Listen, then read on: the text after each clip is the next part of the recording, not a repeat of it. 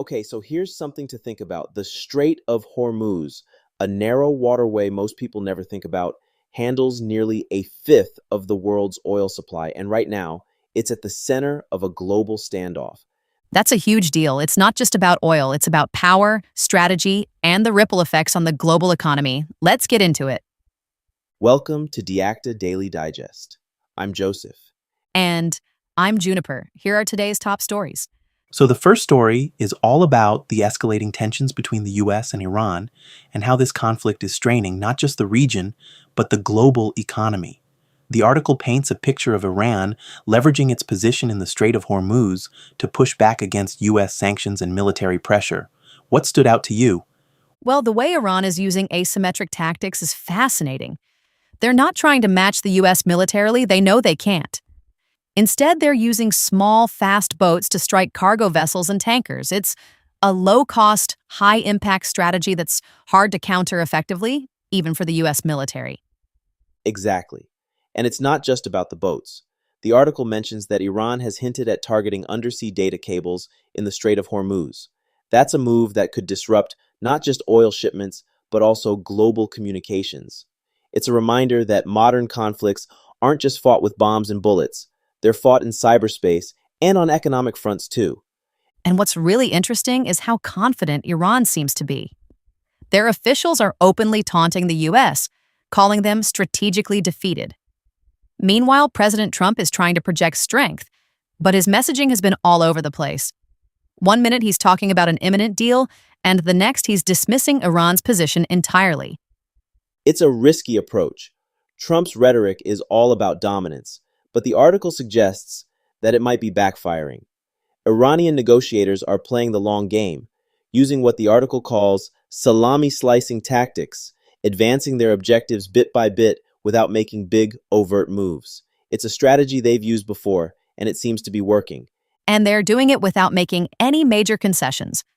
For example, the article talks about how Iran declined to give a formal response to the ceasefire extension Trump announced.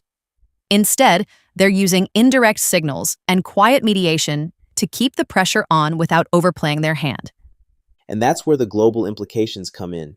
This isn't just about the US and Iran, it's about the ripple effects on global markets, trade routes, and diplomatic relations.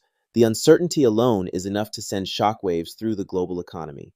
Oil prices are already climbing, and that affects everything from transportation costs to consumer goods. It's a reminder of how interconnected everything is. And speaking of interconnectedness, the second article shifts our focus to the Israel-Lebanon conflict, which is also tied to Iran in some ways. Hezbollah, a group backed by Iran, has been firing rockets into northern Israel. What did you think of this one? It's another layer of complexity. Hezbollah claims these rocket attacks are in retaliation for Israeli ceasefire violations, but it's hard to ignore the timing. With Trump pushing for a deal to end US-Iran hostilities, it feels like Hezbollah is trying to assert its relevance and remind everyone of its power. And Trump has made it clear that any deal with Iran will require them to stop funding groups like Hezbollah. That's a big ask, considering how deeply entrenched Iran is in supporting its proxies across the region. It's almost like a litmus test for how serious Iran is about negotiating. But then you have this strange juxtaposition.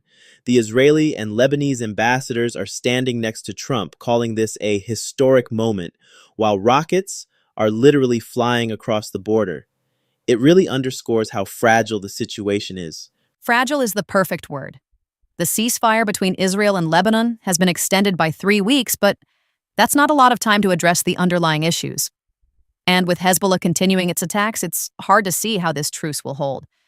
And Trump's comments about Iran possibly rearming during the 2-week ceasefire add another layer of tension. He's clearly skeptical about their intentions, and he's not shy about expressing that skepticism.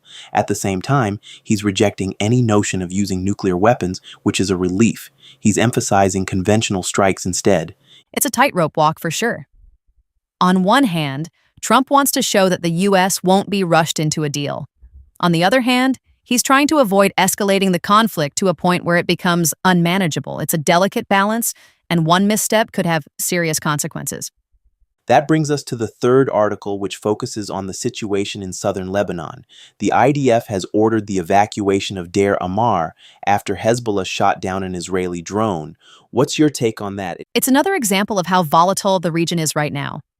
The fact that Hezbollah used a surface-to-air missile to bring down the drone shows they're not just relying on rockets, they're also deploying more advanced weaponry. And that's a direct challenge to Israel's military capabilities. And Israel's response has been swift. They've warned civilians to evacuate and are maintaining what they call full freedom of action against any threat. Prime Minister Netanyahu even mentioned coordinated U.S.-Israeli pressure on Iran, which ties this back to the larger geopolitical picture. It's all interconnected, isn't it? You have the U.S. and Iran at odds, Hezbollah acting as a proxy for Iran, and Israel trying to navigate its own security concerns while also pursuing what Netanyahu calls a historic peace with Lebanon. It's like a web of conflicts and alliances all influencing each other. And in the middle of it all, you have ordinary people, civilians who are being told to evacuate their homes, ships being attacked in the Strait of Hormuz, and markets reacting to every new development. It's a reminder that these aren't just abstract geopolitical issues. They have real human consequences. That's so true. And it makes you wonder what the end game is. Can there even be a resolution when there are so many competing interests and so much mistrust? Or are we looking at a prolonged period of instability? That's the big question, isn't it? And it's one we'll have to keep an eye on as these stories continue to unfold. For now, though, it seems like everyone is playing for time. Whether it's Iran, the US, Israel, or Hezbollah, no one wants to blink first. Exactly. And in the meantime, the world watches and waits. It's a tense moment, but also a pivotal one. Let's hope cooler heads prevail. Let's hope so. All right, that's all for today. Thanks for joining me in breaking this down. Thank you. Always a pleasure.